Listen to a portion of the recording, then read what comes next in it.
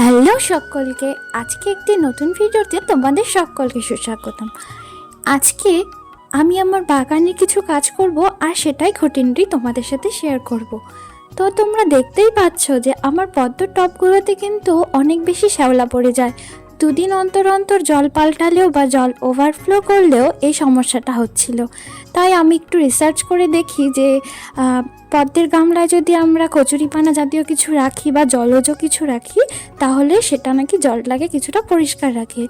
এই জন্য আমি আজকে ডিসাইড করে নিলাম যে আমি একটু মাঠের থেকে কচুরিপানা নিয়ে আসবো, কারণ আমি ভেবেছিলাম যে প্রচুর পরিমাণে কচুরিপানা ছিল মাঠে, বাট বিশ্বাস করো গিয়ে পুরো আপসেট হয়ে গেছি, কারণ মাঠে একটাও কচুরিপানা পাচ্ছিলাম না।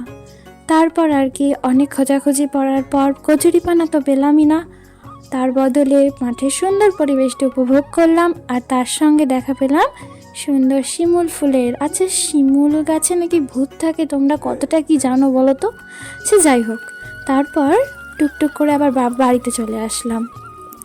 আর দেখো, পুরনো যে গামলা, কি বলবো, পুরনো না অ্যাকচুয়ালি দুদিন আগে জল পাল্টানো গামলার জলগুলো ইতিমধ্যেই কিন্তু পুরো একদম শ্যাওলা মতো হয়ে গেছে। আর যেহেতু কদিন আগে আমি নতুন বসিয়েছি টিউবারগুলো, এক্ষেত্রে একটু পরিষ্কার করে রাখা বেশি ভালো হবে গাছের পক্ষে।